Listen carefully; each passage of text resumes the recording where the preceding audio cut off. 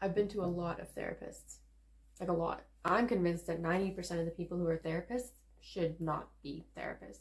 So today I'm going to share 6 of the messed up things that therapists have said to me. The first messed up thing a therapist has said to me, that's the worst thing I ever heard. This was said to me after I had just explained the cause of my c-ptsd from childhood. Maybe some of you are thinking that the therapist was just validating my experience. But if you think that's validation, then I'm definitely going to do a video on what validation is so we can clear that up. So the therapist who said that had decades of experience. And when she said that to me, it was like, really? My trauma is the worst that you've heard. Out of all the people that you've seen, like, are you sure? Because that's a pretty big statement. That's a really big statement. With that one sentence, she put a huge weight on my shoulders. Getting better was suddenly an insurmountable challenge. Not exactly a good mindset for someone who's already very depressed. The second messed up thing a therapist has said to me, I almost can't even say it.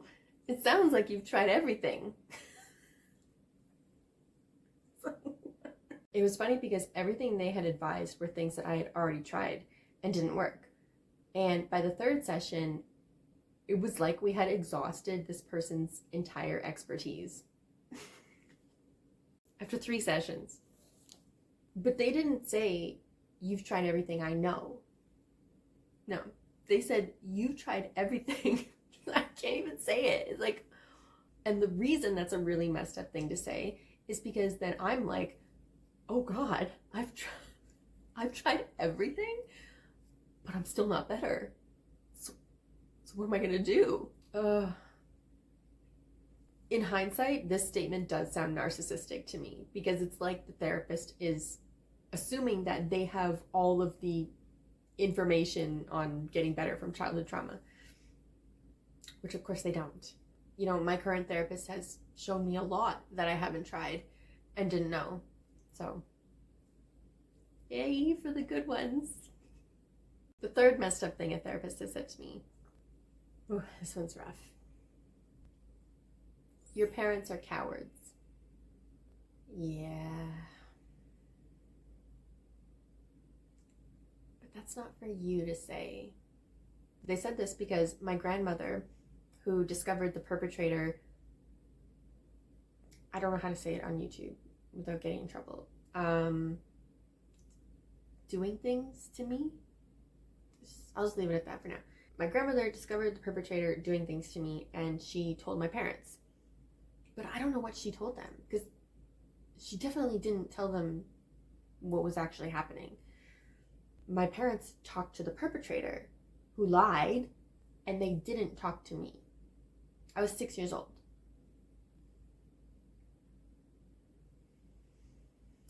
Really dumb.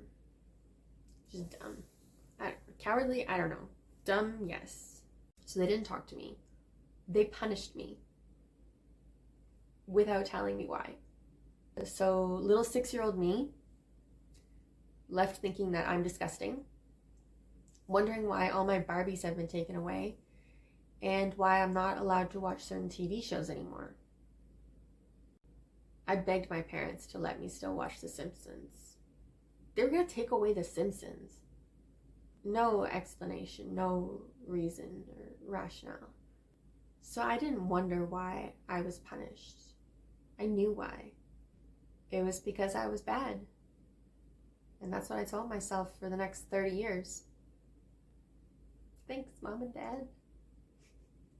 The therapist was disgusted by my parents' behavior, and in their disgust, they practically spit at me. Your parents are cowards. It's like, what? Why are you so angry? Like, you're so angry for me. Like, are you supposed to be this angry? I feel like they're not supposed to be that angry. This is another deceptive situation where it sounds like the therapist is just really on my side. Well, a good therapist should be on your side, of course, but they also need to be able to keep their opinions and emotions out of the session. Some people are probably going to disagree with me on that. But my current therapist is very good at that.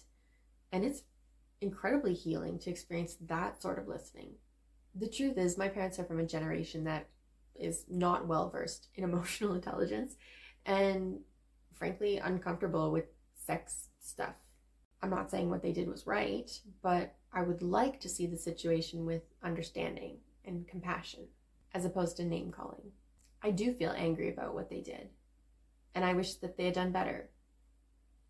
But I don't want to boil it down to this label that they're cowards.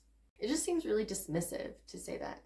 Anyways, the fourth messed up thing a therapist has said to me: the only way you can even begin to heal is if they apologize. And here the therapist was talking about my parents apologizing and the perpetrator apologizing.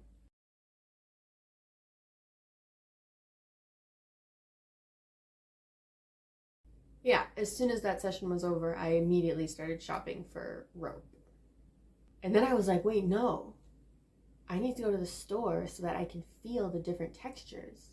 You know, like I don't want to buy one that's scratchy. I want one that's like more comfortable and soft. This is 100% true. I'm actually holding back a bit. It's pretty obvious why this statement was bad, but I'll just quickly explain why. And if you have boomer parents, you're going to relate to this super hard. My parents would never, ever apologize to me for anything. Anything.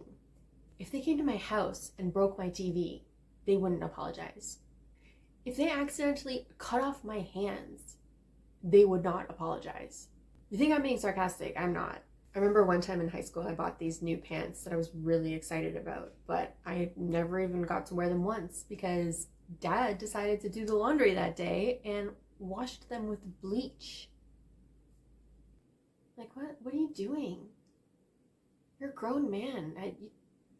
You don't know how to completely ruin the pants. And you know, back then you're making $6.50 an hour at your retail job. It was upsetting.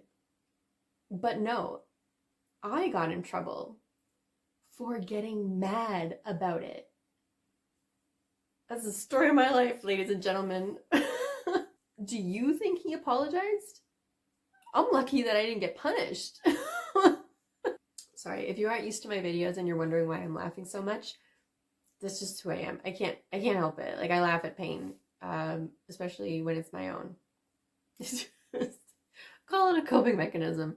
Anyways, so when the therapist said that to me, I made the same mistake that I've made my entire life, again and again. And that mistake has been thinking that authority equals truth. I've been a slave to authority my entire life. Teachers, parents, bosses, managers. If I could go back in time and tell my younger self one thing, just one thing, you know what I would say? I'd say all these authority figures, they're just people. You don't have to listen to them. I envy the class clowns who used to talk back to the teachers. Those kids knew something about life. I'd probably also try to sneak in some stock advice if I could. You know, like invest in Amazon, Microsoft, Apple. Anywho, I feel like it's my duty to tell you that that statement from the therapist is 100% false. You do not need anyone's apology to get better.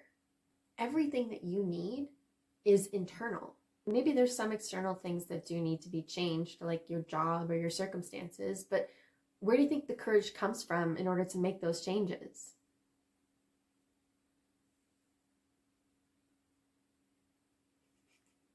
I made the mistake of believing the therapist because I was fragile, vulnerable, and had just spent an entire lifetime thinking that authority figures are to be believed. And in response, I immediately gave up hope and made a deletion plan because I have never and will never, ever get that apology. I won't. But guess what? I don't need it. Okay, the fifth messed up thing a therapist had said to me. You know, bad things happen all the time, right? Followed up by, you need to get comfortable with bad things happening. Yeah, no shit. So this was said to us this year by a couples therapist, not my awesome therapist. It was our 4th or 5th session, and it did keep coming up that we've had a really bad year, but like objectively bad. I lost my job of 7 years, which was our larger source of income. I am still in a lawsuit with that employer. I have been all year. I bought supplies for my deletion plan, and the stress from these huge things is taking a toll on both of us. I guess the therapist got tired of us saying that, it's been a bad year. Like we're using it as an excuse or something. And so she said, you guys know bad things happen, right? You have to learn how to deal with them. Wow. Thank you so much for telling me that. $160 an hour. This is a very invalidating thing to say. It was like telling us that we were overreacting. Like, guys, bad stuff happens all the time. I was like, really? Like, losing your job, that's your largest source of income, happens all the time. Being in a lawsuit happens all the time? Really? Does that happen to you all the time? Like, lady, no, we're telling you, this year has not been normal. I've lived on this planet 36 years. I know what a bad year looks like. Thank you. It's like she's talking about if our stove broke, or our water became undrinkable, or a family member got cancer. All those things happened to us in 2024, by the way. It was weird. It was just like the universe really felt like we just needed a challenge. It was so bad. So no, bad years like this one, they don't happen all the time. Thank you so much for your opinion, though. Okay, bye. And the 6th messed up thing a therapist has said to me, you might have even heard this one, and I have a real problem with it. Okay, how does it go? After our session, I want you to put all your difficult feelings and emotions into an imaginary container. And then I want you to shut the lid of that container, keep it hidden away, only to be opened at our next session. What? Are you serious? Are you serious right now? Aren't you supposed to be teaching me to get comfortable with my difficult emotions and feelings? Isn't that why we're here? I thought that's why we were here. Oh, so that I can thrive in my everyday life. So that I don't need you anymore. Don't you want that? Don't you want that? But you're telling me that I have to bottle everything up so that I only address it when I'm with you. Is that right? So essentially, I'll be dependent on you to help me with my difficult emotions and feelings. It kind of sounds like being held hostage. Guys, I've had a transformative year, and I have been benefiting massively from just a handful of some pretty basic concepts. And the one that is most relevant to this scenario is that you absolutely should not bottle up your emotions or ignore them or put them in a box, hide them away. Like, you just don't do that. You know what that does? It makes it worse. And I question any therapist who recommends this. What it says to me is that they don't want you to get better because you're their paycheck. What do they have to gain from you getting better? Anyways, I hope you found this video entertaining, informative, eye-opening. The take-home message is therapists are people too, and having a degree doesn't automatically make you a good one. So listen to what your gut tells you about a therapist, because that instinct might save your life. I just went for a sleep study this weekend, and it was awful. It was brutal. It was like hell. It was torture. George, what are you doing? Please don't do that right now. Oh, my microphone isn't on. Caught it early this time. I'm smart.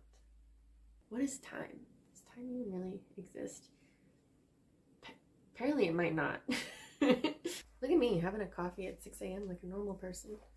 Except I'm really not normal because I just didn't go to sleep. Sometimes I wonder, like, am I a baby? Am I too sensitive? Am I too sensitive? This is a fun video to make because it's just like, I can't believe all these idiots. There's a big truck just go by. Big truck. Okay, then just sit down. You're being a freak of nature.